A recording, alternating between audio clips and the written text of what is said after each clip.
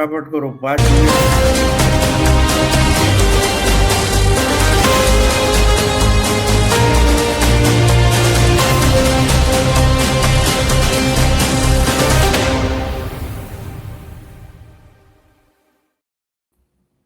नमस्कार, Dhirendra पुंडी news point में आप सभी का एक बार फिर से स्वागत है। और हम सबसे पहले स्वागत कर रहे हैं भाऊ तोरसेकर जी का हमारी पत्रकारिता में।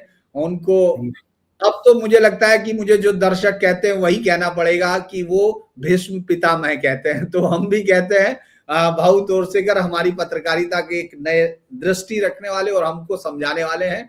आज फिर हम लोग बंगाल पर जा रहे हैं क्योंकि चुनाव, मैं असम में बैठा हूं लेकिन बात बंगाल पे करेंगे क्योंकि भाऊ ने बंगाल पर और कोई नई चीजें समझी हैं और इस समय जो उनको लगता है कि चुनाव इस समय इस फेज में आ गया तो वो कहां जा रहा है, इस पर बात करेंगे। भाऊ, बंगाल का चुनाव जब हमने लगातार बात की आपसे पिछली बार और तब से अब तक आपको कितना बदला हुआ दिख रहा है और अब क्या समीकरण आपके उसमें आ रहे हैं जो दर्शकों को लग दे?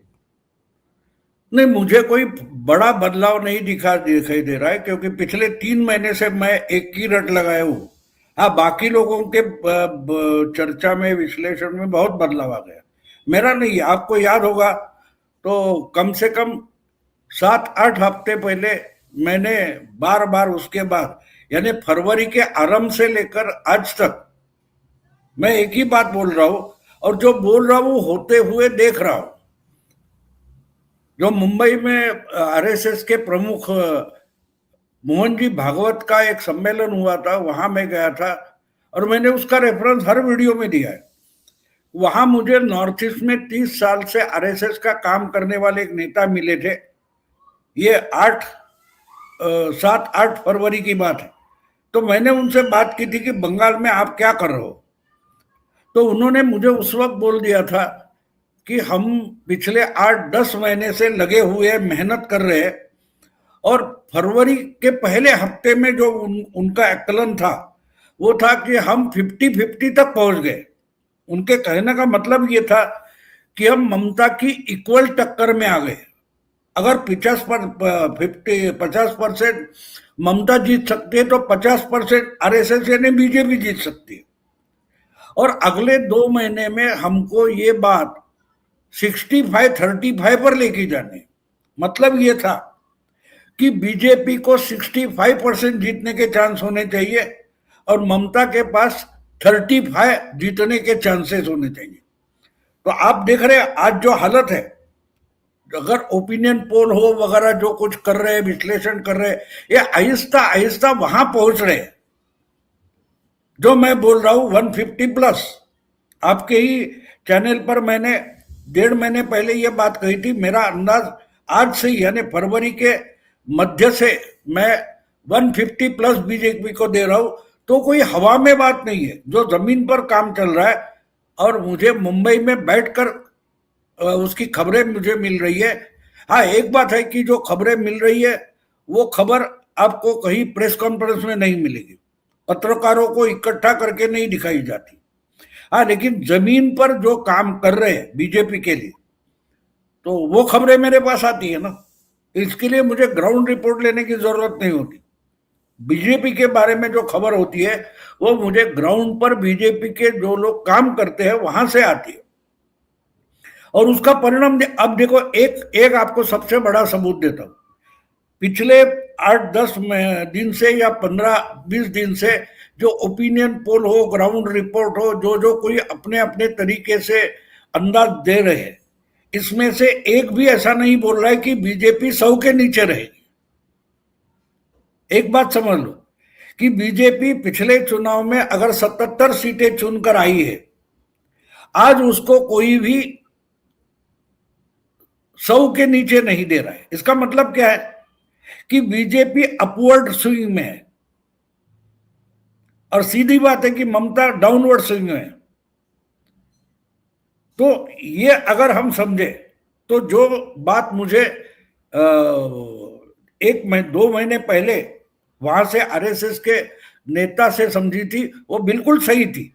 और वो चुनाव के अंत तक 65% यानी बिल्कुल विश्वासपूर्ण बहुमत की तरफ बीजेपी को लेके जाएगी।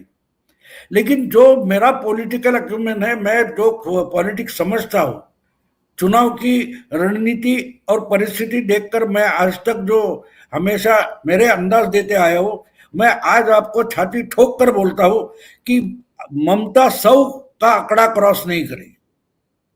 TMC, Trinamool Congress triple figure में आने वाली नहीं है।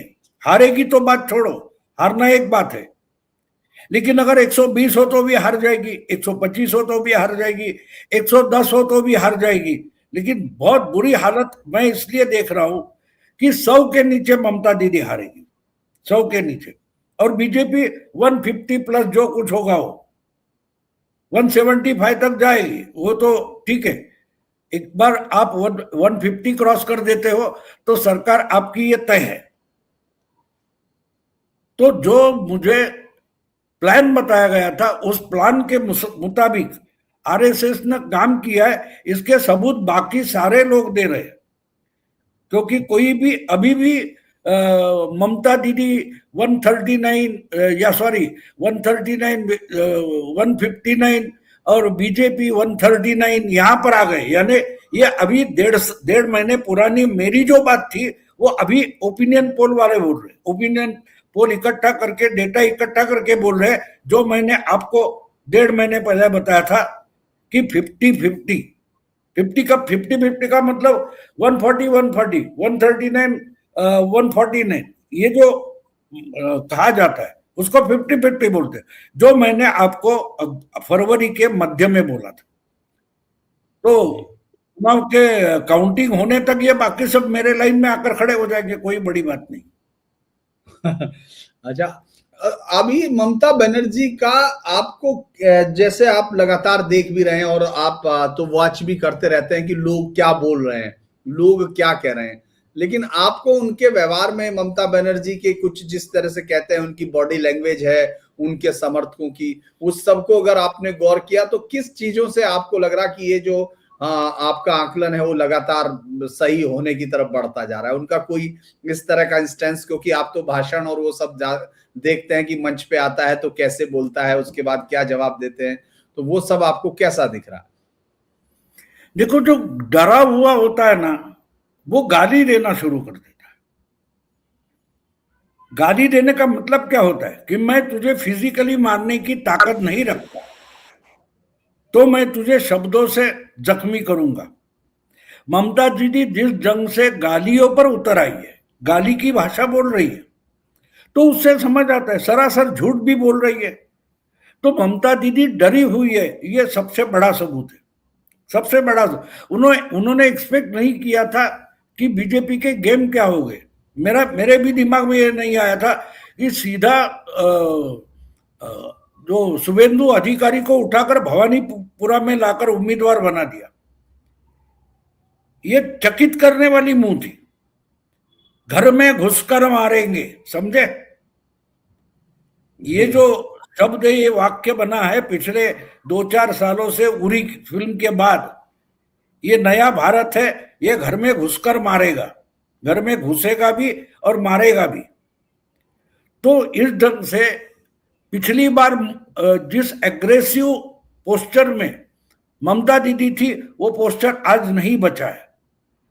और वो शुभेंदु अधिकारी भवानीपुर आने से कितनी डरी है, इसका सबूत खुद ममता ने दिया है।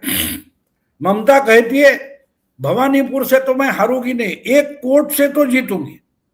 अब जब आप बोलते हो कि मैं एक वोट से जीत सकता हूं, इसका मतलब आपका अपने ही सपोर्टर पर भरोसा नहीं रहा है। और ये बात चौंकाने वाली है। मुझे ममता दीदी डरी है वो दिखाई देता है साइकोलॉजिकली। मैं हमेशा इलेक्शन को पॉलिटिकली और साइकोलॉजिकली काउंट करता हूं, और ये मेरा ढांचा तैयार हो जाता है तो उसमें मैं डेटा वगैरह आता है, ओपिनियन पोल आता है, वो सब डाल देता हूं। लेकिन पहले पॉलिटिकली और साइकोलॉजिकली मेरे चुनाव का एक ढांचा बनता है। तो ममता दीदी जिस ढंग से डरी हुई दिखाई दे रही है, वो मामला बहुत गंभीर है। वो हार की ओर जाते हुए दिखाई दे रहा है, और हर तरीके से दिखाई दे रहा है। बातें छोटी छोटी होगी, बातें छोटी छोटी होगी, लेकिन वो इकट्ठा करो तो पता चलता है कि ममता ने मान लिया गड़बड़ बहुत बड़ी हो गई। तो इसलिए सबूत अगर आपको चाहिए तो वहां मिलता है। क्योंकि और एक बात होती है कि संकट आते हैं तो साथ में आते हैं, बहुत सारे आते हैं। जी। अब एसआईआर हो गया, सुप्रीम कोर्ट हो गया, चुनाव आयोग हो गया, बीजेपी तो है ही, वो कोई हुमायूं कबीर है, उसमें ओवैसी जाकर मिल गया, राहुल गांधी बोलते कि पूरी की पूरी सीटें लड़ाऊंगा।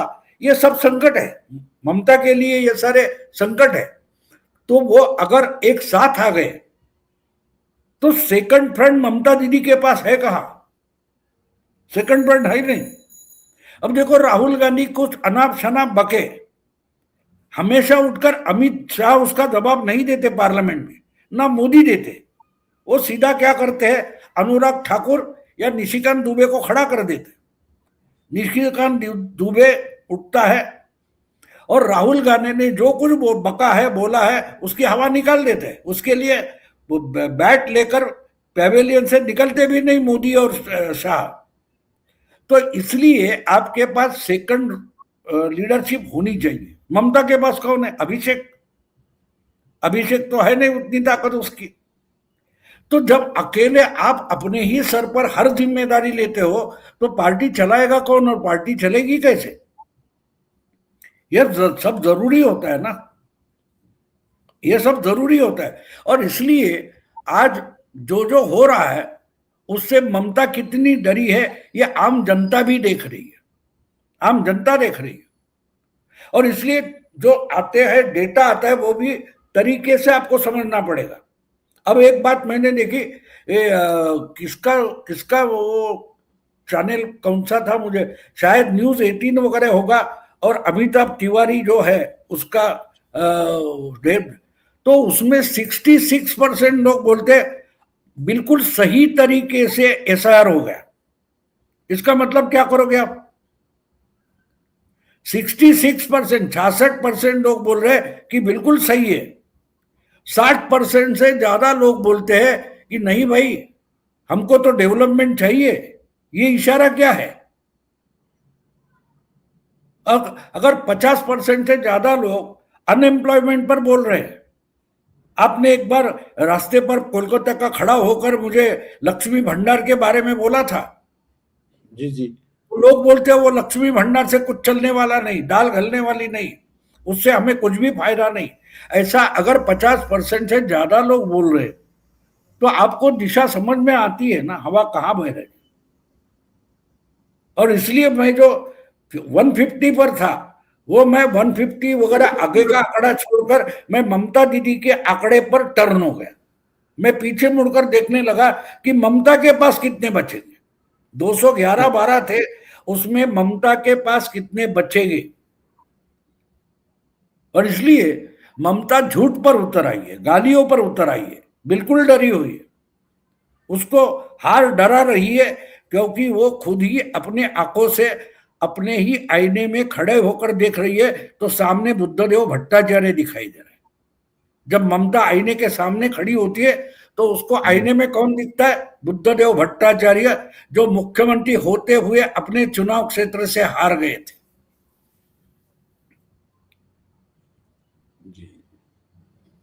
जी, अगर भाऊ हम आप देखें कि ये तो हुआ ममता बनर्जी का, लेकिन बीजेपी ने ऐसा पिछली बार से अब तक क्या चेंज किया है जो आपको लगता है इस चुनाव में बहुत ही इंपॉर्टेंट भूमिका निभाने में लगा हुआ है?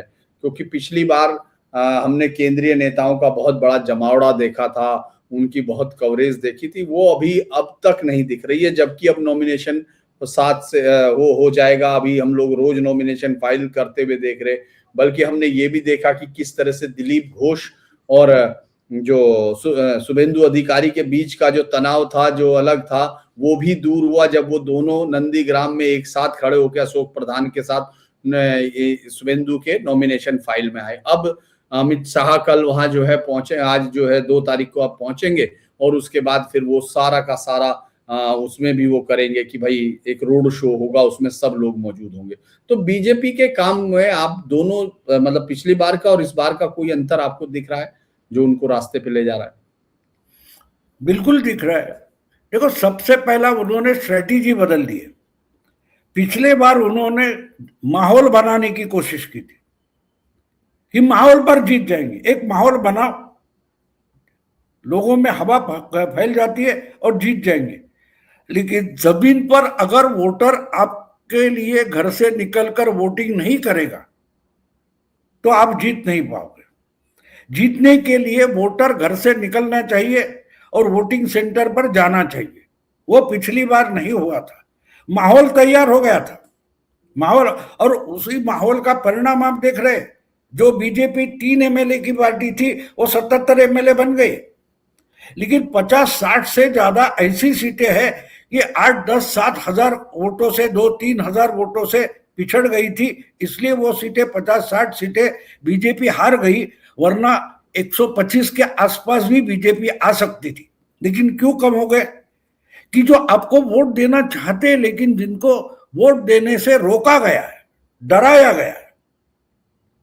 तो ये सब जो पिछले चुनाव का अनुभव है वो समझकर बीजेपी ने कोर्स चेंज किया है, अपना जो तरीका है वो बदला है कि हमको हर बूथ के लिए सोचना पड़ेगा, हर बस्ती के लिए सोचना पड़ेगा, हर चुनाव क्षेत्र के लिए सोचना पड़ेगा कि यहां हमें वोट मिल पाते थे, मिल सकते थे, लेकिन नहीं मिल पाए क्योंकि हमारा वोटर बूथ तक पहुंचा नहीं।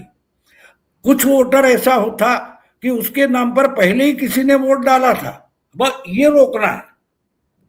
तो चुनाव आयोग की मदद वहां ली गई, बोगस वोटिंग रोको। दूसरी बात, एक एक घर के पास जाओ। सबसे पहला अगर आरएसएस ने काम किया है तो वो ये किया है कि हर बूथ का स्टडी किया है।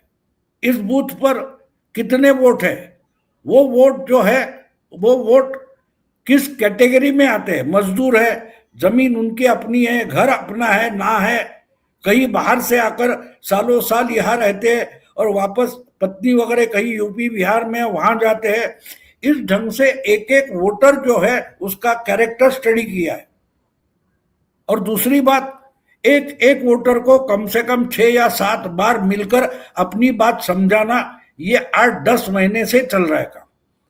7-8 बार नहीं होगा, लेकिन 3-4 बार तो अगर कोई मिलता है और समझाता है तो लोग समझ जाते हैं। और उसका रिफ्लेक्शन हमें उसमें मिल रहा है, जो वोटर ओपिनियन पोल आ रहा है कि 66% लोग बोलते हैं हाँ कोई बात नहीं, एसआईआर तो होना चाहिए, डेवलपमेंट तो होनी चाहिए।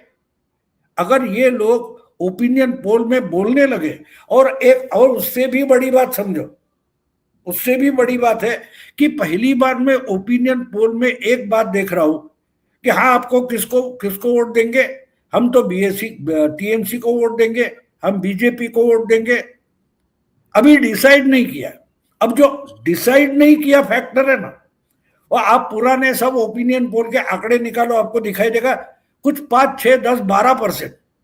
यहां 34-25%, 35% जब अनडिसाइडेड होता है तो उसमें से 20-25% बीजेपी को देना है, लेकिन बोलने की हिम्मत नहीं है। तो जो बीजेपी का 35% दिखाई देता है उसमें और 15 या 20% डालो तो 50-55% हो जाता है।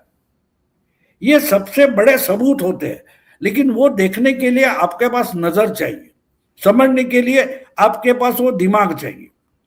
तो इसलिए मैं मानता हूं कि ममता के लिए बहुत बुरी स्थिति है और ये हालत उसने खुद ही बनाई है, दूसरे किसी ने नहीं बनाई है। और एक और बात बोलूं, ममता की सबसे बड़ी गलती क्या है? जी, सबसे बड़ी गलती ये है कि आप बीजेपी को हराना चाहते हो, आप इंडिया टीम को हराना चाहते हो और निकल पड़े हो श्रीलंका की टीम के साथ बैटिंग करने के लिए। तो श्रीलंका के साथ मैच खेलकर आप बीजेपी के या भारत की टीम को कैसे हरा सकते हो? आप भूल गए हो कि आपकी लड़ाई चुनाव आयोग से या सुप्रीम कोर्ट से नहीं है, आपकी लड़ाई बीजेपी से। अगर बीजेपी जिस ढंग से बॉलिंग करेगी, जिस ढंग से बैटिंग करेगी, उस तरीके से आपको बैटिंग व बॉलिंग करनी है। जो सामने आ जाए उसका सामना करना है, और वही ममता दीदी फंस गई। ममता दीदी वहां फंस गई है। जो गलती पिछली बार बीजेपी ने की थी, माहौल बनाओ, ममता दीदी इस समय माहौल बनाने की कोशिश में लगी हुई, क्योंकि उसको एक बात समझ में आई है कि गुंडागर्दी करना, दहशत फैलाना, वोटर को डराना, ये तो इस वक्त चलने वाला नहीं है, क्योंकि बहुत सारे बोगस वोटर्स काटे गए, मरे हुए या बोगस वोटर है उनके नाम काटे गए। एक जगह से दूसरी जगह तक बोगस वोटर लेके जाना और बोगस वोटिंग करके लेना, कॉलोनियां बस्तियों को डराकर घर में बंद रखना, ये सब चालाकियां इस वक्त चलने वाली नहीं है। और इसलिए ममता डरी है, उसको पता है कि उसकी जो पैतरेबाजी है इस वक्त चलने वाली नहीं है। और इसमें ही ममता 50% हार गई है। ममता अगर लड़ाई हार गई है तो मैं मानता हूं कि कम से कम 4 हफ्ते पहले, अभी वोटिंग का आखिरी जो राउंड है वो 29 को है, हम बोल रहे हैं 1 अप्रैल को बोल रहे हैं, इसका मतलब अभी 28 दिन बाकी है आखिरी वोटिंग के लिए। तो आखिरी वोटिंग से पहले अगर ममता दीदी 50% हार गई है तो कम से कम 15-20% अगले 4 हफ्तों में और हारेगी, तो उसको 100 क्रॉस करना मुश्किल है। एक आपने जो पिछली बार दर्शकों से कहा था, लेकिन फिर उसके बाद लंबा समय आ गया, फिर घर में भी बचे, वो जो मिशन 144 जिसपे शुरुआत की थी बीजेपी ने, आपने कहा था पिछली बार वो खोलेंगे, लेकिन इस बार आप उससे भी आगे चले गए हैं। लेकिन वो क्या था 152, आपने जो मिशन 1 वो किया था, उस मिशन के बारे में भी बताइए, क्योंकि दर्शकों को उसके बाद तक सवाल आते रहे कि आखिर भाऊ जो मिशन बता रहे थे वो नहीं बताया, वो डिकोड करने के लिए कहा। तो आप उस मिशन में अब किस तरह उस मिशन को आगे बढ़ते देख रहे हैं? वो मिशन बना कैसे था और फिर उसको आगे अब बढ़ते हुए कैसे देखा? देखो, एक बात होती है, आप जंग में उतर जाते हो, आप कोई मिशन लेके चलना शुरू करते हो, तो आपके सामने कोई प्लान होना चाहिए। तो जो प्लान ये था कि भाई ये आपको घर बनाना है, आपको एक बिल्डिंग बनानी है, तो आपके पास सबसे पहले प्लॉट होना चाहिए। और आपका प्लॉट कैसा है, आप लोग ये कागज पर दिखाओगे कि मेरा प्लॉट है, ये कुछ 2000 गज का प्लॉट है, इधर मुझे 4 मंजिला इमारत बनानी है। आप इंजीनियर आर्किटेक्ट के पास जाओगे तो वो जाके पहले जमीन देखता है कि ये जमीन क्या है, ये सपाट जमीन है या कहीं ऊंची है, कहीं नीचे है, क्या है वो देखेंगे। और उसके आसपास क्या है, हवा कहाँ से आती है, राइट, ईस्ट कहाँ है, वेस्ट का, ये सब देखकर उस बिल्डिंग का प्लान बनता है। तो बीजेपी ने इस वक्त ये किया था कि हमने आज तक जो चुनाव लड़े हैं, तो विधानसभा के 2 और लोकसभा के 3 चुनाव मोदी के समय बीजेपी लड़ी है। अब उसमें जो काउंटिंग हुआ है, वो काउंटिंग आपको मालूम है, हर बूथ का काउंटिंग मिलता है। ये ईवीएम के कारण आपको एक एक बूथ का काउंटिंग मिलता है, तो आपको पता चलता है। और जो होता है लोकसभा और विधानसभा, एक लोकसभा और उसमें 7 विधानसभा। बंगाल की हालत हम देखें तो 7 विधानसभा होती है, महाराष्ट्र में 6 होती है, तो यूपी में 5 होती है। तो एक बात ऐसी है कि आपके पास पिछले 5 चुनाव के आंकड़े हैं, विधानसभा में क्या हुआ, लोकसभा में क्या हुआ, विधानसभा वाइज है आपके पास। तो उसमें 144 सीटें विधानसभा की ऐसी है 5 चुनाव में मिलकर कि 144 में कभी ना कभी बीजेपी 1 नंबर की पार्टी रही है। पहली बार 2014 में रही, बाद में एक बार भी नहीं रही, कभी दूसरी बार 19 में रही, कभी 16 के विधानसभा में। तो 144 सीटें ऐसी है कि जहां हम ममता को पार करके आगे निकल जा सकते हैं, इसका पोटेंशियल है। तो ये तय किया गया कि भाई ये 144 सीटें हैं, ये हम खास पूरी ताकत और जिंदगी लगाएंगे तो जीत सकते। तो मिशन 144 उसको कहा। उसके बाद 4-5-6 हजार या 8 हजार तक जो सीटें पिछले चुनाव में बोल रहा हूं, यानी 2021 के चुनाव में और 55-60 सीटें ऐसी है कि जहां बीजेपी की हार 2000 से लेकर 5, 6, 7, 8 हजार से हुई है। तो ये सीटें आप काउंट करो तो 200, 200 कुछ 5 वगैरह निकलती है। तो बीजेपी ने तय किया था 294 सीटें जो है उस पर कैंडिडेट खड़ा करेंगे, लेकिन ताकत कहां लगाएंगे? 205 सीट पर। लेकिन उस 205 सीट से 150 प्लस सीटें चुनकर आनी ही चाहिए। तो इन्होंने सीमित कर दिया कि हमारी जो ताकत है, हमारी जो क्षमता है, वो कहां लगानी है, उसको रणनीति बोलते। अब देखो, हमको एयर स्ट्राइक करनी थी, हमने क्या किया? हमने एयर स्ट्राइक के लिए 5 हवाई अड्डों से हमारे लड़ाकू विमान उड़ गए, लेकिन उसमें से पहले 4 हवाई अड्डे से उड़े हुए विमान थे, उनका काम क्या था कि भाई पाकिस्तान के रडार को एंगेज करना है।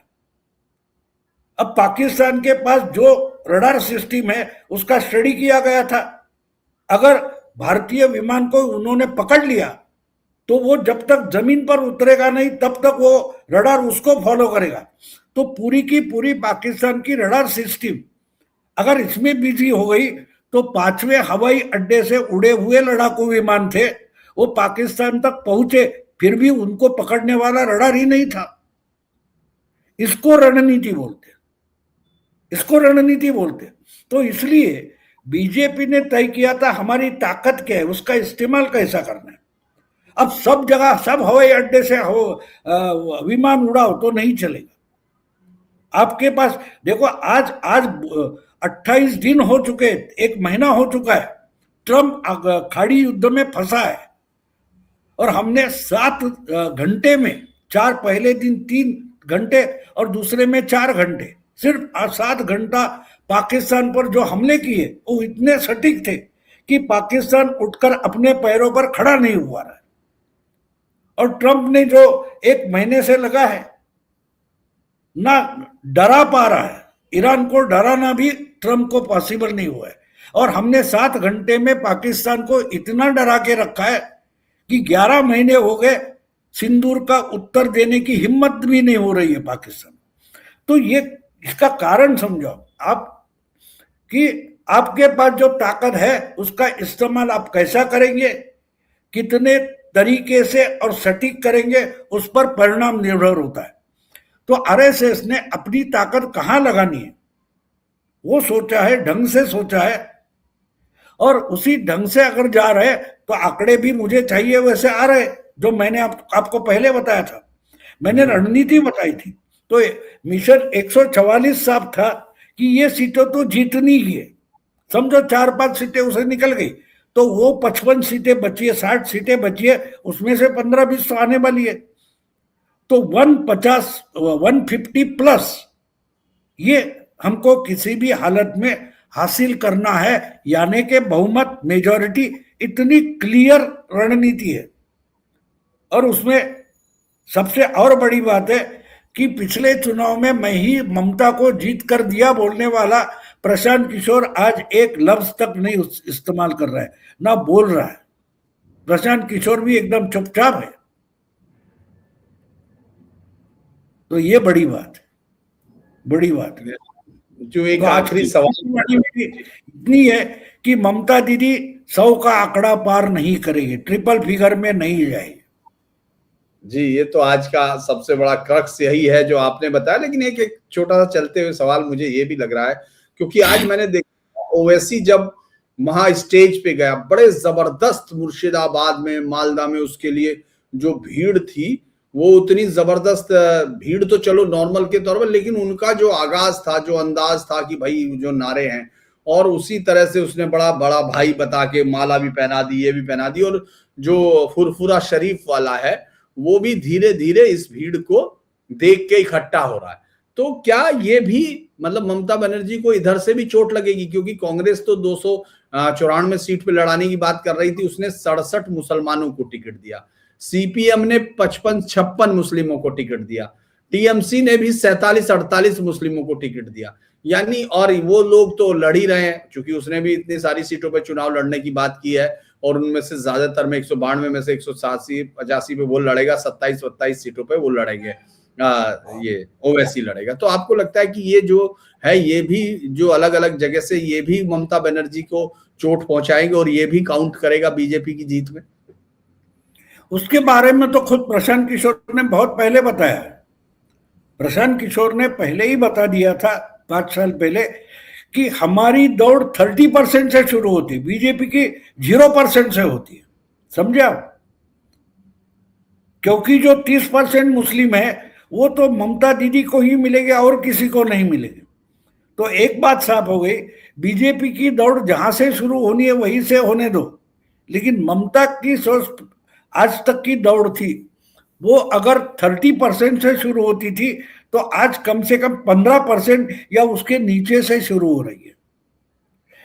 ये आप समझ लो, पूरे के पूरे मुस्लिम वोट ममता को मिलने वाले नहीं, ये बात बिल्कुल साफ है।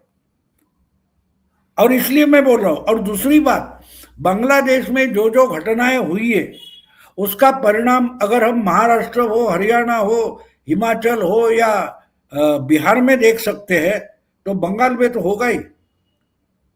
5000 जगह रामनवमी का उत्सव जोर शोर से हुआ है। उसका मतलब क्या है? हिंदुत्व की लहर आ रही है, हिंदुत्व की लहर आ रही है। अगर बीजेपी को 300 से ज्यादा सीटें 2017 में यूपी में मिली और राम मंदिर बन गया तो बंगाल एक ऐसा राज्य है, अगर बंगाल बीजेपी जीत गई तो भारत हिंदू राष्ट्र हो सकता है, ये भी समझ लो। मुझे लगता है कि हम इस पर अगली चर्चा के लिए आप हर बार एक सूत्र छोड़ के जाते हैं भाऊ, ताकि दर्शकों को ये पता रहे कि अगली बार भाऊ किस पर आएंगे। तो हम लोग अगली बार इस हिंदू राष्ट्र पर आएंगे। और भाऊ से मैं अनुरोध करूंगा कि भाऊ एक दिन ईरान पर भी आपसे बातचीत करनी है। ईरान और अमेरिका की जीत क्यों नहीं रहा, क्योंकि आपने इसमें चर्चा की है, तो मैं उस पर भी आपका समय लूंगा। लेकिन आपने समय दिया उसके लिए बहुत बहुत धन्यवाद। तमाम दर्शकों से अनुरोध है, चैनल को लाइक कीजिए, सब्सक्राइब कीजिए, शेयर कीजिए।